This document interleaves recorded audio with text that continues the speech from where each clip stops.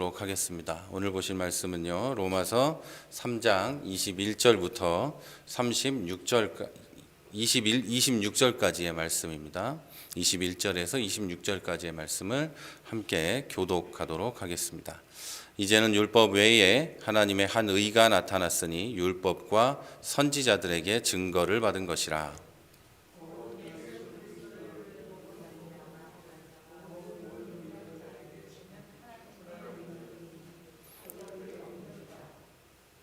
모든 사람이 죄를 범하였음에 하나님의 영광에 이르지 못하더니 상으로 말미암아 하나님의 은혜로 값없이 의롭다 하심을 얻은 자 되었느니라. 이 예수를 하나님이 그의 피로써 믿음으로 말미암는 화목제물로 세우셨으니 이는 하나님께서 길이 참으시는 중에 전에 지은 죄를 간과하심으로 자기의 의로우심을 나타내려 하심이니,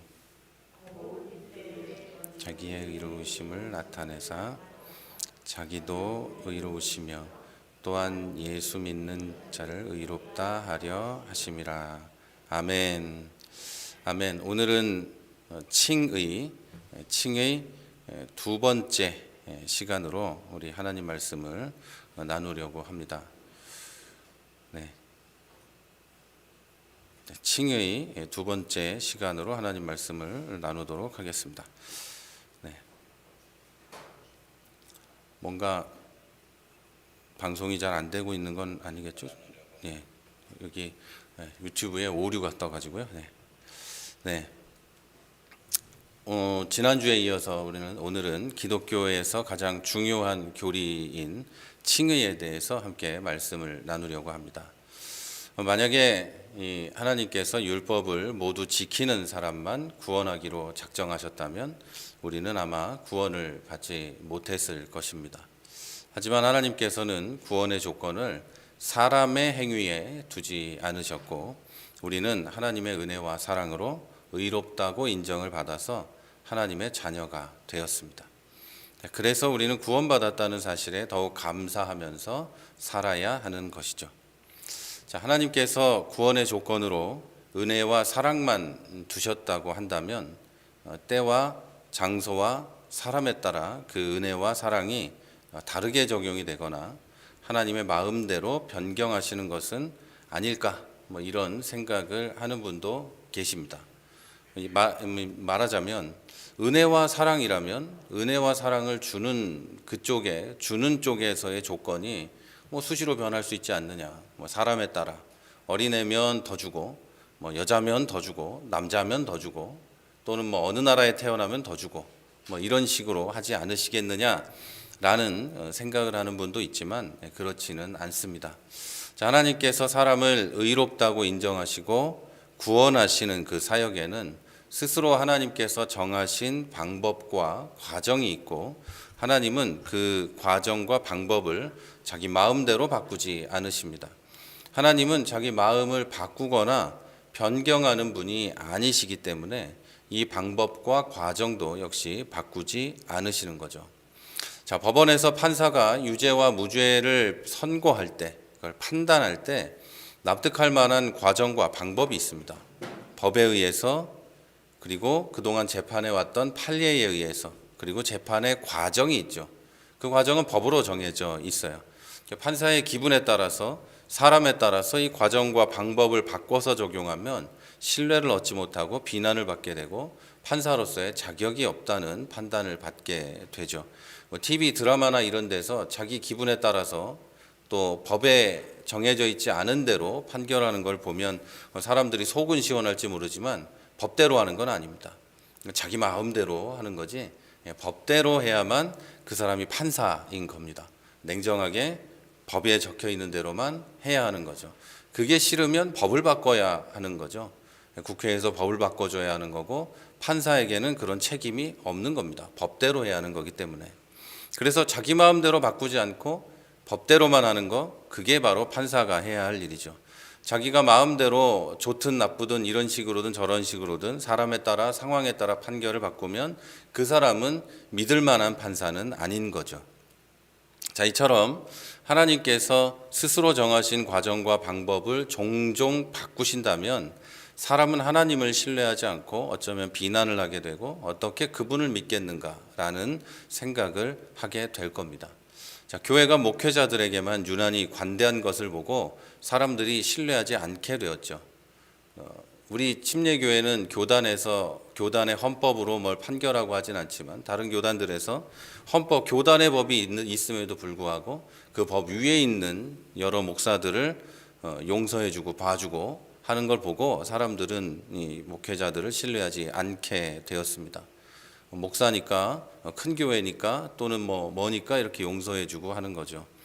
여러분, 교회에서 목회자가 어떤 성범죄에 연루되거나 그러면 가장 먼저 하는 일이 뭐냐면 교회에서 그것을 좀 무마하려고 하는 이런 것들을 먼저 하죠. 신고하거나 그런 게 아니죠. 그리고 교단에서 탈퇴를 시켜서 우리 교단에 깨끗하게 우리만 이렇게 하려고 하는 것들이 너무나 많이 있어요. 그러다 보니까 사람들은 신뢰를 하지 않게 된 거죠.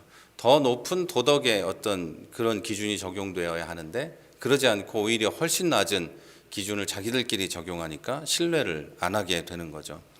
하지만 우리 하나님은 그 과정과 방법을 절대 바꾸지 않으십니다. 오히려 그 방법과 과정을 고수하시기 위해서 외아들 예수 그리스도께서 이 세상에 오셔야 했습니다. 오늘은 변하지 않는 이 과정에 대해서 말씀을 드리려고 합니다.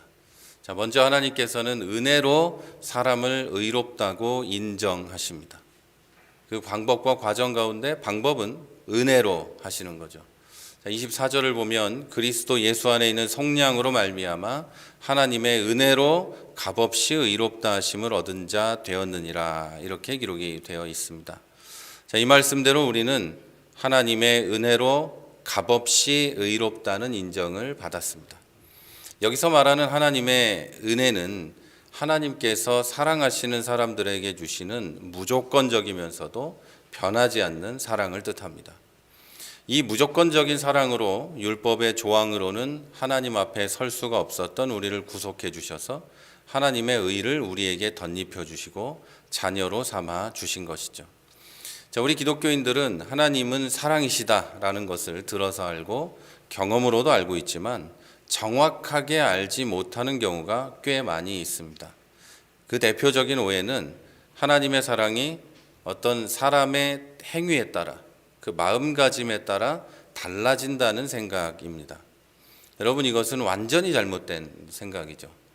하나님 자체가 사랑이시기 때문에 하나님으로부터는 사랑 외에 다른 것이 나올 수가 없고 사랑이 상황과 사람에 따라서 달라지는 것도 아닙니다. 하나님에게서는 사랑 외에 다른 것이 나오질 않는 거죠. 차별이나 그런 것들은 나오지 않는 거예요. 사랑 자체이신 하나님은 사람이 죄인일 때도 의인일 때도 변함없이 사랑하시는데 그 크기와 상태가 변화가 없이 사랑하십니다. 죄인일 때는 요만큼만 사랑하고 이제 예수 믿고 의인이 되면 요만큼 사랑하고 이런 게 아니라 그 크기도 상태도 변하지 않고 계속해서 사랑하신다는 거죠. 여기서 한 가지 생각해 봐야 할 것은 사랑은 반드시 표현된다는 겁니다. 사랑하면 겉으로 드러나게 된다는 거죠. 짝사랑이든 둘이 하는 사랑이든 부모님이 자식을 사랑하는 거든 아니면 인도주의적인 어떤 누군가를 불쌍히 여기서 하는 사랑이든 사랑이라는 건 반드시 겉으로 드러나게 되어 있습니다. 예를 들어서 TV 방송을 보고 가난하고 불쌍하고 힘든 아이들을 보고 가끔 TV 광고에도 나오고 프로그램에도 나오니까요. 그 아이들을 불쌍히 여기는 마음이 내 안에 생겼다고 가정을 해보죠. 그러나 그 마음이 겉으로 표현되지 않으면 그것은 동정이고 사랑은 아닙니다. 가난하고 힘든 아이들이 TV에 나오는 걸 보고 눈물을 흘리고 막 슬퍼하고 어떻게 그런 일이 있을 수 있느냐 해도 표현되지 않으면, 실제로 그 사랑을 표현하지 않으면 그건 사랑이 아니죠. 그냥 내 마음이 아픈 거고 내 마음이 힘든 거고 내가 동정한 것이죠. 그 아이들을 위해서 뭔가를 하기 시작했을 때, 예를 들어서 기부를 한다거나 봉사활동을 한다거나 우리 기독교인으로서 기도를 한다거나 했을 때부터 우리는 사랑을 표현하게 되는 것이고, 그것이 바로 은혜를 끼치는 겁니다. TV에 나오는 그 아이들이 여러분의 책임이 아니죠. 우리의 책임도 아니에요. 그런데 우리가 일방적으로 무언가를 주는 것이기 때문에 그게 바로 은혜라고 하는 거죠. 예를 이렇게 들었지만, 우리가 누군가를 사랑한다면 표현의 방법이 다르더라도 겉으로 표현하게 되어 있습니다. 겉으로 말하게 되어 있고 행동하게 되어 있죠. 여러분, 이렇게 사랑이라는 것이 표현이 되게 되어 있다면 사람에 대한 하나님의 변함이 없고 늘 완전하신 그 사랑은 어떻게 표현이 되었을까요? 로마서 5장 8절에서 이렇게 이야기합니다. 우리가 아직 죄인 되었을 때에 그리스도께서 우리를 위하여 죽으심으로 하나님께서 우리에게 대한 자기의 사랑을 확증하셨느니라. 아멘. 자, 이 말씀은 하나님께서 우리에 대한 사랑을 증명하시기 위해서, 확증하기 위해서 하나뿐인 아들 예수 그리스도를 십자가에서 죽게 하셨다, 이렇게 말합니다. 우리는 늘 듣는 얘기니까 그냥 아멘 하겠지만 말도 안 되는 그런 얘기죠. 말도 안 되는 얘기죠. 만약에 여러분이 가정을 해보죠. 어떤 걸 만드는 재능이 있어요. 어떤 걸 만들어내는 재능이 있는데, 만들었을 뿐만 아니라 그것에 생명을 주는 능력도 있다고 가정을 해보죠. 정말 멋지고 아름다운 생명체를 만들었는데 그 피조물이, 내가 만들어낸 그것이 나를 배신하고 하지 말라는 짓만 하고 가장 싫어하는 것만 골라서 합니다. 그리고 나를 미워할 뿐 아니라 나에 대해서 돌아다니면서 나쁜 말만 골라서 하고, 다른 집에 가서 아들인 척 딸인 척하고 그러고 다닙니다. 여러분은 그 피조물과의 관계를 회복하고 다시 여러분의 품으로 돌아오게 하기 위해서 여러분의 자녀를 대신 죽게 할 수 있을까요?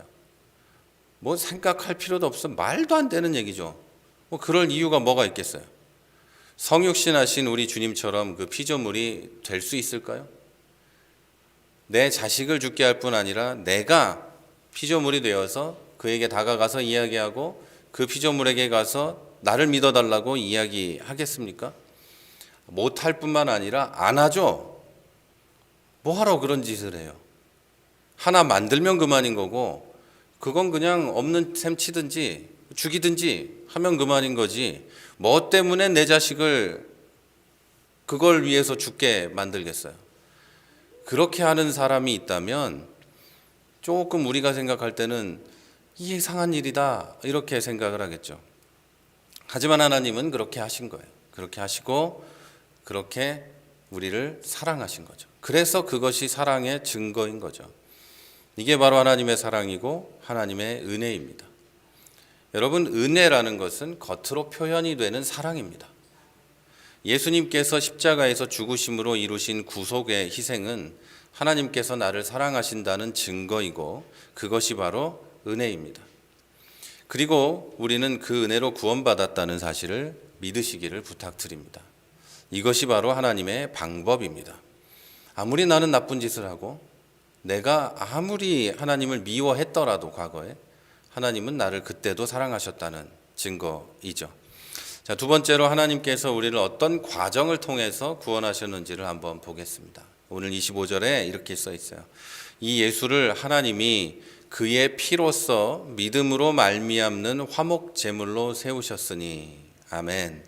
자, 하나님께서 예수님을 화목 제물로 세우심으로 하나님의 의를 우리에게 허락하셨습니다.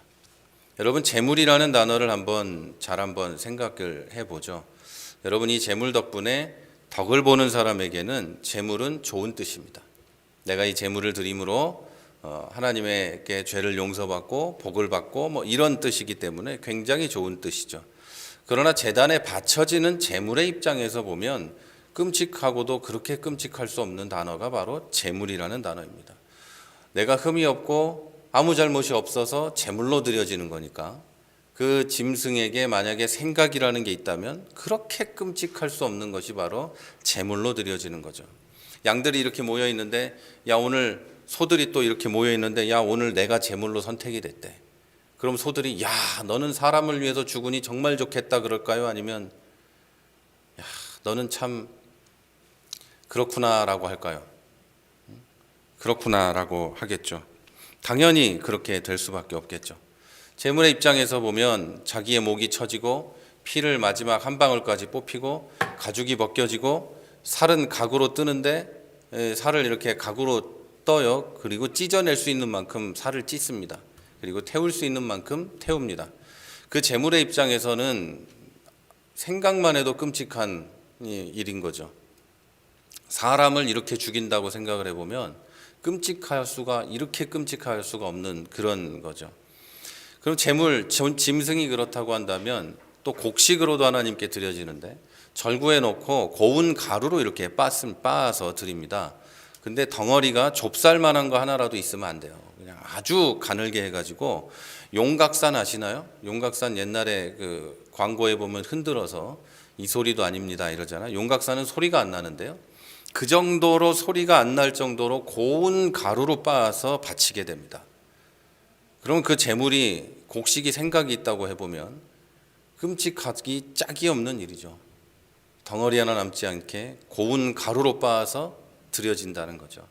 자, 하나님께서 예수님을 이렇게 찢으시고 빻으시고 태우셔서 제물로 쓰시고 우리에게 하나님의 의를 주신 거죠.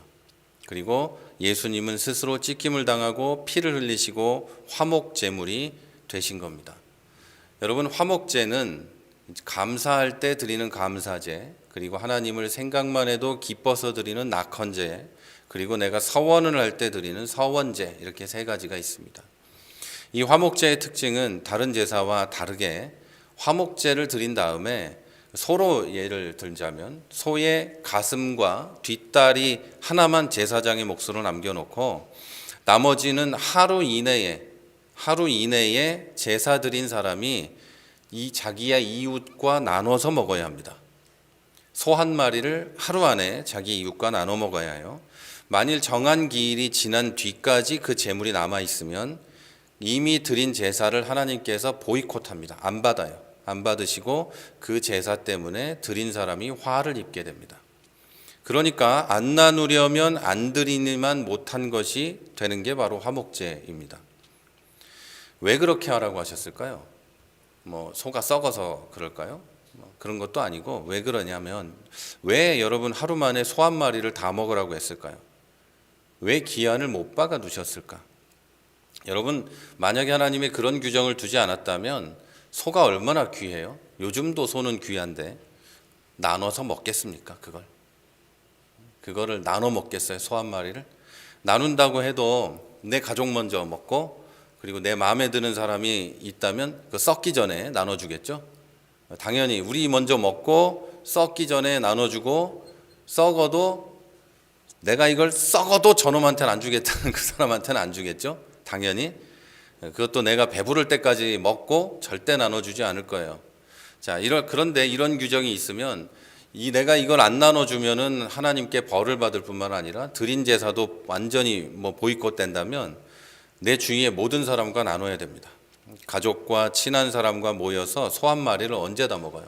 하루 안에 먹어야 되는 거예요. 나눠주는 게 끝나는 게 아니고 하루 안에 소 한 마리를 다 먹어야 되는 거예요. 옛날에 지금 아파트 단지나 이런 걸 생각하면 얼마든지 먹겠죠. 그런데 그게 아니라 옛날에 이스라엘의 그 작은 마을에서 어떻게 소 한 마리를 하루에 다 먹을 수 있어요, 자기들끼리. 안 되니까 평소에 미워하고 싫어하는 사람한테도 가서 나눠줘야 하고 그래야 하루에 다 나눌 수가 있었어요. 그렇게 나누다 보니까 원수와도 화목할 수 있게 되는 거죠. 하나님께 제사를 드린 다음에 그 제물로 나와 사이가 안 좋던 사람과도 나누면서 화목을 이루라는 뜻입니다. 그래서 그게 바로 화목제입니다. 하나님과 화목하고 이웃과 화목하라는 거죠. 그래서 화목제물이라는 이것은 하나님을 위해서 드려짐과 동시에 사람을 위해서도 드려지는 제물입니다. 지금 소 한 마리가 화목제로 드려지고 이 소의 살을 찢어내고 피를 뿌리고 그 살을 원수들끼리 둘러앉아서 먹는 거예요. 그리고 화목하게 되는 겁니다. 자, 소가 제물로 죽음으로 미움이 있는 곳에, 다툼이 있는 곳에 사랑과 평화가 생긴 것이죠. 예수님은 그렇게 화목제물로 이 세상에 오셨어요. 하나님과 우리를 화목하게 하시고 이웃과 우리를 화목하게 하시려고 세상에 오신 거죠. 화목 제물로 예수님이 우리에게 오신 거고, 하나님은 화목의 제물로 예수님을 우리에게 보내신 겁니다. 자기 자신의 몸을 찢으시고 피를 흘려서 하나님과 인간 사이에 막혔던 담을 허무시고 화목하게 하셨을 뿐만 아니라 인간과 인간 사이에도 하나님의 화목을 세워주시죠. 그리고 이 과정에서 하나님의 의를 이루어 주시는 겁니다. 자, 이 예수님이 바로 하나님의 외아들이십니다. 자, 그런데 어떻게 하나님께서 외아들을 인간과의 바른 관계의 회복을 위해서 이처럼 무참히 찢어서 죽게 하고 피를 흘리게 할 수 있을까요? 어떻게 그런 일이 일어날 수 있을까요? 원인이 어디 있냐는 거죠. 인간의 타락은 당연한 원인이고 하나님에게서 그 원인이 있는데, 요한복음 3장 16절에 이렇게 써 있죠. 하나님이 세상을 어떻게 사랑하셨다고 써 있죠? 거기에 하나님이 세상을 이처럼 사랑하사 이렇게 써 있어요. 여기에 나오는 이처럼이 제일 중요한 말씀인데요. 이처럼은 뭐냐면 가장 먼저는 이와 같은 방법으로, 이런 방법으로 외아들을 세상에 보내시고 십자가에서 희생시키는 방법으로 하나님과 우리와의 관계를 회복시키고 하셨다는 거죠. 그리고 둘째로는 제가 딸한테 아빠를 얼만큼 사랑하냐고 하면 이만큼, 우주 100개만큼, 아파트 100개만큼 이렇게 얘기하는 딱 그겁니다. 하나님이 우리를 그만큼 사랑하셨다는 거죠. 자기의 외아들을 죽게 세상에 보낼 만큼 뿐만 아니라 하나님이신 예수님이 이 세상에 우리 같은 모습으로 오셔야 할 만큼 우리를 사랑하셨기 때문에 화목제물이 되셨다는 거죠. 자, 여러분은 이렇게 하나님께서 하나님의 의를 이루시는 데에 예수 그리스도를 화목제물로 삼으시고 하나님의 의를 우리에게 주셨다는 것은 하나님께서 우리를 사랑하셨기 때문입니다. 그것도 이만큼, 이처럼 사랑하셨기 때문이에요. 하나님이 외아들 예수님을 화목제물로 삼으셨다는 이 사실은 사람에 대한 하나님의 사랑의 고백이고 사랑의 행위이고 사랑의 증거라는 것을 믿으시기를 바랍니다. 그리고 이제 마지막으로 하나님은 우리에게 의를 주시기 위해서 길이 참으셨습니다. 오래오래 길이 참으셨습니다. 25절에 보니까 이는 하나님께서 길이 참으시는 중에 전에 지은 죄를 간과하심으로 자기의 의로움을 나타내려 하심이니 이렇게 되어 있습니다. 하나님께서 길이 참아주지 않았다면 오늘 우리는 이 자리에 있지를 못할 겁니다. 지금 우리가 태어나서 있지도 않을 겁니다. 하나님이 오래 참으셨기 때문에 이 자리에 있게 된 거죠. 여러분, 참는다는 것은 다른 말로 표현하면 고통이 됩니다. 그래서 영어로 길이 참는다는 말을 성경에 보면 long suffering이라고 되어 있어요. 영어의 suffer는 인내라는 말이 있고 고통이라는 말이 같이 있습니다. 같은 뜻을 가지고 있어요. 인내라는 말이 있고 고통이라는 뜻이 있어요. 자, 참는다는 것 자체가 고통이니까 두 개가 같은 뜻인 거예요. 화가 날 때 내가 분을 발산하면 속이 편해집니다. 아주 속이 편하죠. 화를 내고 나면. 그러나 참는 것은 피를 말리는 고통을 감수하는 거예요. 하나님께서 고통을 참으면서 그렇게 오래 참으실 수 있었던 것은 사랑하시기 때문인 거죠. 그래서 내가 죄를 지을 때 하나님은 고통당하시면서도 내가 돌아올 때까지 참고 계시는 겁니다. 다시 말해서 하나님께서 길이 참으심으로 우리에게 하나님의 의를 줄 수 있도록 허락하셨다는 거죠. 돌아올 때까지 기다리심으로. 그 전에는 그 돌아오지 않고 있을 때 저걸 그냥 어떻게 해버려도 되지만 하나님은 그러지 않고 참으시면서 기다리셨다는 거죠. 그렇게 고통으로 우리를 구원하신 겁니다. 자, 이제 오늘 말씀을 정리하도록 하겠습니다. 여러분, 하나님께서는 우리를 의롭다고 인정해 주시기 위해서 오래 참으시는 가운데 은혜로 스스로 화목제물이 되셨습니다. 이 은혜를 받은 우리가 할 일은 오직 감사와 찬양뿐이라는 걸 믿으시기를 바랍니다. 또 화목제물이 되신 예수님을 전함으로 영혼 구원의 일에 나서는 것이 하나님이 가장 기뻐하시는 일이라는 것도 기억하시기를 부탁드립니다. 그리고 우리도 역시 나의 형제자매, 가족들에게, 이웃에게 이렇게 대해야 합니다. 그들을 위해 죽을 수 없을지 몰라도 그리스도의 사랑을 품고 오래 참고 은혜를 베풀고 스스로 화목을 위한 제물이 되어야 할 것입니다. 여러분, 그런 실천이 시작될 때 하나님의 사랑이 여러분을 통해 전해지고 이곳에 주님의 사랑이 가득한 교회가 세워지고 여러분의 가정과 여러분이 일하는 곳에 하나님의 사랑이 있게 되고 또 하나님의 영광을 드러낼 줄로 믿습니다. 저는 우리 모두가 하나님의 사랑을 전하는 사랑과 은혜와 평강의 도구가 되기를 주님의 이름으로 축원합니다. 네, 우리 이제 한번 우리 찬양하고 기도하겠습니다. 오늘부터는 예배가 설교가 끝나고 찬양을 하고 기도할 텐데요. 여러분, 십자가 그 사랑 멀리 떠나서 함께 찬양하고 기도하겠습니다. 여러분, 기도하실 때 오랫동안 참으면서 나를 기다리신 하나님께 감사하면서 기도하시고 또 나를 사랑하시고 구원하신 하나님께 감사하며 기도하시고 이제 내가 하나님과 동행하면서 하나님과 걸어가겠다는 다짐의 기도를 하도록 하겠습니다. 우리 찬양하고 기도합니다.